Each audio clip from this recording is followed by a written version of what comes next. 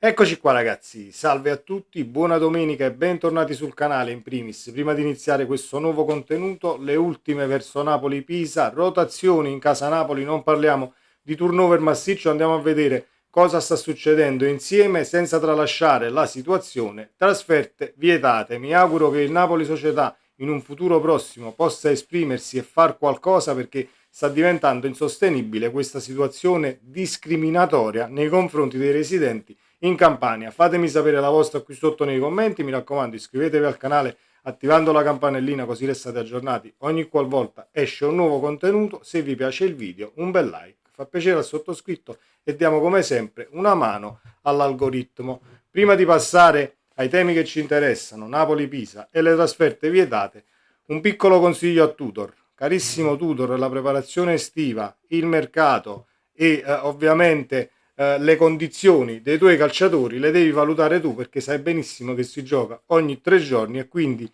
hai sbagliato qualcosina sicuramente anche nella gestione del match ieri perché un triplo cambio al 57esimo in una partita che era ancora in bilico secondo me te lo potevi risparmiare e forse la portavi anche a casa perché ti sei lamentato che il Napoli le giocherà in 9 giorni, noi le giochiamo in 7. Ricordiamo a Tudor che noi abbiamo giocato giovedì sera in trasferta e non martedì sera in casa, aperta e chiusa. Parentesi, partiamo prima di passare a Napoli-Pisa alle trasferte vietate perché sarà vietata anche la trasferta di Milano contro il Milan e poi andiamo a vedere il calendario del Napoli perché se lo andiamo un attimo a scorrere probabilmente i residenti in Campania potranno andare in trasferta a vedere la propria squadra in quel di novembre. In vista del big match Milan-Napoli in programma domenica 28 settembre al Meazza arrivano misure restrittive per motivi di ordine pubblico. Il prefetto di Milano, Claudio Sgaraglia, ha disposto il divieto di trasferta per i tifosi partenopei residenti in Campania. La vendita dei biglietti per il settore ospiti sarà riservata esclusivamente ai possessori di Fidelity Card del Napoli, ma solo se non residenti in Campania. Le limitazioni riguarderanno anche gli altri settori dello stadio, eccetera, eccetera, vietata la vendita dei tagliandi a residenti, lo scambio di dati, eccetera, eccetera, eccetera. Ci avete rotto le scatole, tanto è vero che prima di questa, vietata la trasferta ai residenti in Campania, a Firenze, pochi giorni fa, una settimana fa, o giù di lì, abbiamo saputo un mese prima che è anche vietata la trasferta contro il Torino, tanto è vero che l'8 di settembre la SSC Napoli informa che i biglietti per il match di Torino-Napoli in programma sabato 18 ottobre 2025 alle ore 18 allo Stadio Olimpico Grande Torino saranno in vendita con le seguenti modalità. Saranno disponibili dalle 10 di martedì 9 settembre, eccetera, eccetera, eccetera, come da disposizioni delle autorità competenti in attesa delle determinazioni dell'Osservatorio Nazionale sulle manifestazioni sportive. La vendita dei taglianti è vietata ai residenti nella regione Campania per tutti i settori dello stadio. Detto questo, quando la vogliamo finire con questi provvedimenti discriminatori? Perché poi siamo stati zitti e stiamo zitti ancora. Diciamo che giornalisti, canali YouTube, pagine che hanno un bacino d'utenza molto ma molto grande, ovviamente non prendono in considerazione la notizia e non ne fanno forse un problema, dovrebbero cominciare a parlarne, almeno loro. Io nel mio piccolo lo faccio e mi auguro che voi condividete questo video così lo facciamo girare perché di star zitti è finito il tempo, carissimi ragazzi, non possiamo assolutamente tenercela una situazione del genere, tanto è vero che se andiamo a scorrere il calendario del Napoli dopo la partita contro il Milan-Napoli di domenica 28 settembre abbiamo lo Sporting ovviamente in Champions, c'è il Genoa in casa al Maradona, poi arriva Torino-Napoli sabato 18 ottobre, trasferta vietata, il PSV in Champions in Olanda, c'è Napoli-Inter al Maradona, Lecce-Napoli martedì 28 ottobre, Lecce-Napoli 3 maggio 2025, durante la partita Lecce-Napoli allo stadio Via del Mare si è verificato un episodio di caos, lo ricordiamo, fuori dallo stadio, tifosi a causa del tentativo ingresso di tifosi napoletani senza biglietto portando all'annullamento di 701 tagliandi eccetera eccetera. Li ricordiamo, era in live anche Calcio Napoli 24, l'abbiamo vista dal vivo, la situazione non di tafferugli, ma situazione comunque da gestire, gestibile da un lato per le forze dell'ordine, ma è successo qualcosina anche lì il 3 maggio 2025, quindi il calendario, tornando al calendario alla mano, c'è Lecce-Napoli il 28 ottobre, non credo che la trasferta ai residenti in Campania venga servita diciamo, su un piatto d'argento e venga steso il tappeto rosso, quindi probabilmente neanche a Lecce. Andando ancora avanti, il Como il 1 novembre, c'è l'Eintracht il 4 novembre, ricordiamo che i tifosi dell'Eintracht non possono venire a Napoli e quindi trasferta vietata per loro, dopo tutto ciò ovviamente che successe tempo fa in città, rasa praticamente al suolo, ristoranti, bar, sedie, eccetera, eccetera, eccetera, quindi giusto il provvedimento, ma se andiamo a vedere ciò che poi hanno fatto i tifosi del Napoli nei confronti di altre società, non credo che i residenti in Campania possano meritare questa situazione, possano tenersi poi e stare buoni, diciamo questi provvedimenti. I napoletani residenti in Campania non sono benvenuti da nessuna parte, quindi eravamo a Lecce-Napoli, il Como in casa, l'Eintracht, arriva il Bologna 9 novembre, probabilmente, ma ancora da vedere, potrebbe essere questa una trasferta dove i tifosi del Napoli possono uscire dalla Campania, quelli residenti, e andarsi a sedere al limite al Dallara per guardare il match Bologna-Napoli. Poi c'è l'Atalanta, il Qarabag, eccetera, eccetera, eccetera. Ma andiamo con calma, andremo con calma e noi ce le segniamo tutte quante le trasferte vietate, perché ad oggi c'è una Fiorentina trasferta vietata, c'è il Torino trasferta vietata, c'è il Milan, quindi tutte quante ce le state vietando, siamo andati solo col Sassuolo fuori casa, quindi noi ne prendiamo atto e di discriminazione dobbiamo cominciare a parlare. Sul canale ci sono sempre andato piano per quanto riguarda questo problema, perché speravo che, sai, passa il tempo, si riesce a trovare la quadra, diciamo trovano provvedimenti o si gestisce l'ordine pubblico in maniera impeccabile come dovrebbe essere nel 2025, ma staremo a vedere. Purtroppo sono in questo caso ottimista, ma diciamo che per quanto riguarda la vita in generale sono un ottimista, ma diciamo che questa situazione non porterà da nessuna parte per quanto mi riguarda nei confronti del calcio, dello spettacolo, del Napoli e dei tifosi residenti in Campania. Le ultime verso Napoli-Pisa, perché non si deve parlare di turnover massiccio, ma di rotazioni. Rotazioni, non rivoluzioni. Conte vuole il riscatto, farà un turnover, ma moderato.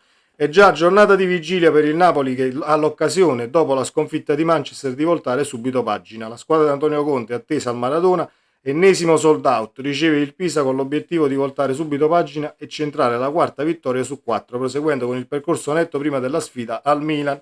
Un successo contro la formazione di Gilardino significherebbe vetta della classifica in solitaria, visto che la Juve ha pareggiato 1-1, ma la Juve ha pareggiato 1-1 perché ha giocato 7 partite in 7 giorni. Ha detto Tudor, 3 partite in 7 giorni, 7 partite in 21. Fate come volete, carissimo Tudor, comunque abituati, perché se la Champions la vuoi giocare, comunque le partite sono ogni 3 giorni e quindi diventa complicato. Detto questo, motivazioni dunque al massimo per il gruppo di Antonio Conte, che quest'oggi non presenterà la gara, non c'è la conferenza stampa, ecco perché ci stiamo anche diciamo andando di mattina in mattinata a vedere le ultime, perché non sapremo poi niente dalle parole del mister senza la conferenza stampa. La gara col Pisa sarà anche l'occasione di qualche cambio, nessuna rivoluzione ma diverse rotazioni, e non si esclude anche un diverso sistema di gioco. Tra i pali tornerà Alex Meret dopo 2 turni a guardare, il primo a Firenze per un affaticamento, il secondo a Manchester per scelta tecnica.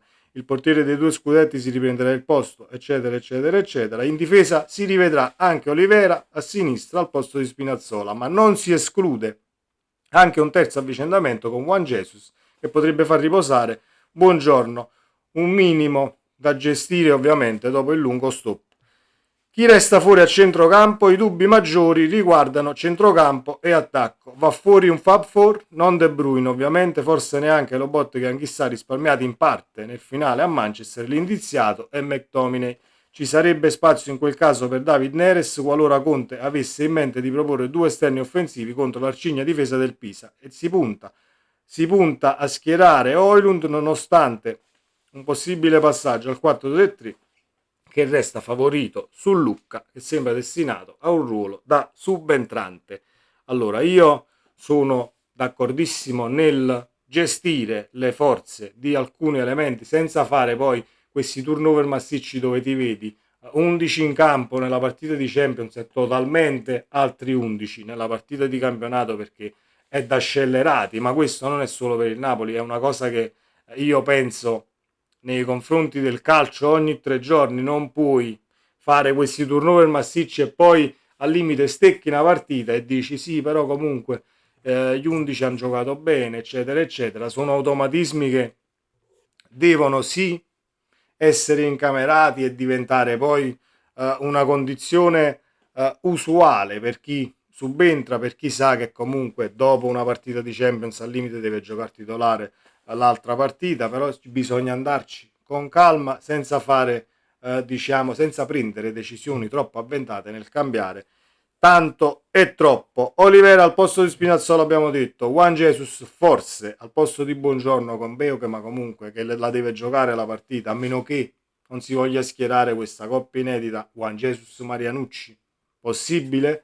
Possibile, ma credo che Conte comunque si vada ad affidare a calciatori che gli danno la massima sicurezza pur cambiando qualche elemento. Di Lorenzo a destra molto molto probabile. A centrocampo, a quanto abbiamo letto, potrebbe accomodarsi McTominay, perché De Bruyne è uscito dopo i 20 minuti, dopo l'espulsione è uscito De Bruyne, quindi non è che l'ha giocata tutta la partita. Hanno rifiatato, anche se un minimo. Lobotka chissà, potrebbe giocare Elmas al posto di McTominay e quindi tenere questo centrocampo a 4, così come puoi schierare l'esterno puro a sinistra. Però si parla di Neres. Io farei, nel caso devo comunque puntellare qualche cambio, contro il Pisa me lo potrei giocare un Neres la punta, no Alang dall'altra parte, che poi la punta abbiamo visto potrebbe giocare Højlund con Lucca da subentrante, ma poi è ancora da vedere. Però questa situazione di tenere comunque sempre e solamente Politano in campo per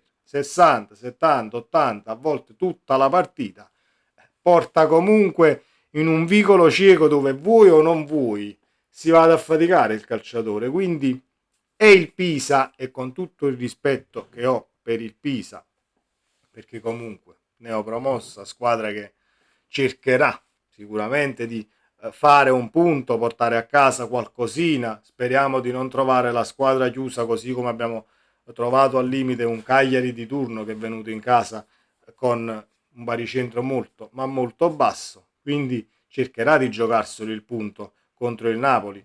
Però noi possiamo anche un attimo battezzare questa situazione come rampa di lancio, tra virgolette, di un 4-3 con due esterni che però sono puri e a piede invertito. Quindi diciamo che Noah Lang a sinistra e Neres a destra potrebbe essere una soluzione da poter schierare dal primo minuto. Ovviamente sono le mie considerazioni, non faccio l'allenatore, non sono io che dirigo gli allenamenti del Napoli, non li vedo in settimana come si allenano e come stanno, però se vogliamo esprimere un parere e mi fate sapere la vostra qui sotto nei commenti, io questo tridente per farli partire poi dal primo minuto sia Neres che Lang me lo giocherei, anche perché in panchina hai chi ti può fare poi l'eventuale esterno a sinistra adattato, ovvero Elmas, hai un Politano che gli puoi far fare 20 minuti, una mezz'ora, se, scusate il napoletano, una mezz'ora, nel caso Neres ovviamente,